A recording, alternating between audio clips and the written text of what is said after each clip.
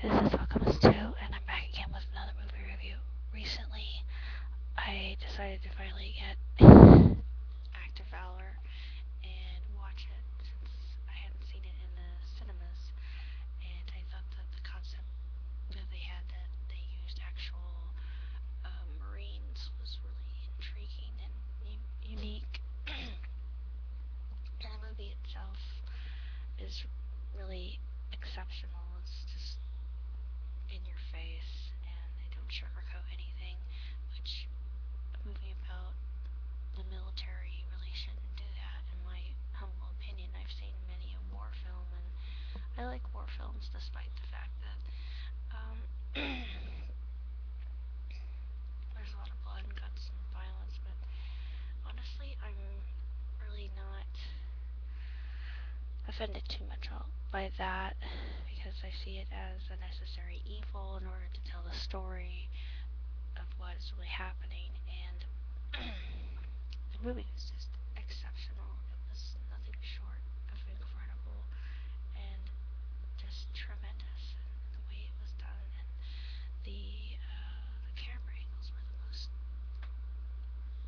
fascinating I'd ever seen. They were just unbelievable, and it felt to me like a first-person shooter most of the way through. And I've played a few first-person shooters in my lifetime, uh, but the whole idea of this film is not that it glorifies war, and there were a lot of reviews saying that, of course, that it did, and I didn't see any evidence of this anywhere. It doesn't glorify war. It does glorify the fact that there are people like these men who fight for our freedom and keep us safe from people who want to take that freedom away from us. Um, it is a really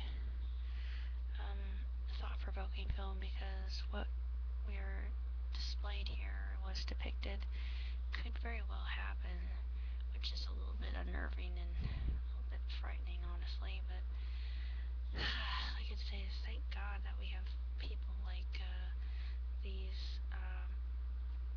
these soldiers who are sacrificing everything. And some of them give the ultimate sacrifice. They die for somebody else, and there's a lot to be said for that. And it takes a real man with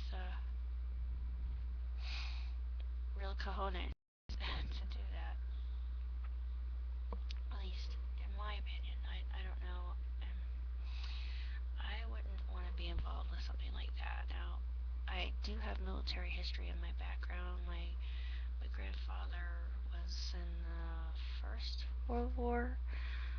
My uncle was in both theaters in World War II. He was in Normandy and in Okinawa. Um, I had the privilege slash horror of standing on an LST, and honestly, I don't see how he survived walking around in that kind of environment, because it's just so narrow and so cramped, and it's not made for somebody who has claustrophobia, which I have slightly, and my claustrophobia would probably bite me in the butt if I were ever to have served on a scow like that. That's what they were called.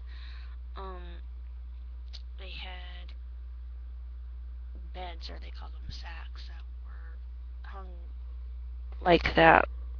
One was over the other, and I thought, well, if somebody had a Swiss Army knife, they might have gotten stabbed in the back if somebody got angry, and there might have been mutiny on the ship. I mean, there could have been a number of things that would have happened if tempers flared, and I don't even want to think about it, but I could not have managed in a situation like that. No way. I probably would be better off being a tech, being somewhere in a building far away from the action that's occurring, working with droids and shooting at targets, because hey, I can do that. And besides, I won't get shot at unless something goes goes wrong and there's a rogue agent somewhere, and that could happen. But this movie just makes me glad that I'm not involved with such matters as this, because if I were on the ground as a soldier, I would be completely out of luck, because I don't know, first of all, I don't know how to shoot a gun. Second of all, I don't like killing people. Thirdly, I'm not really a proponent of war, nor do I enforce it in any way, shape, or form, because it only brings destruction. But one good necessary evil that comes from war is the fact of the matter that a lot of potential sleeper cells and those who have fundamental viewpoints are put to a stop, and they can no longer harm others, or you have people that are stopped from smuggling drugs or trafficking, and so many of the different human evils that can occur. And this movie was just, it's tremendous, and I recommend it for everyone who has somebody in the service, or knows somebody in the service, or isn't really sure whether they should be supporting the troops or not. Though, if you don't know, if you don't have any idea, then watch Act of Valor. And I think you'll be thoroughly convinced that supporting the troops is the right thing to do. Personally, I give the film 2 thumbs up and 5 stars, because it is nothing short of incredible.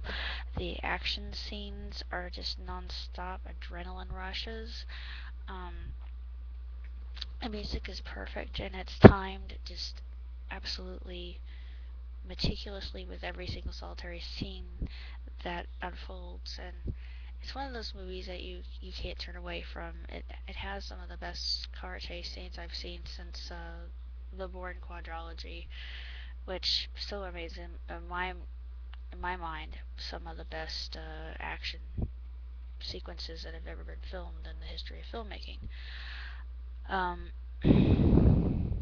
Other than that, I really don't have any real qualms with the film itself. It's just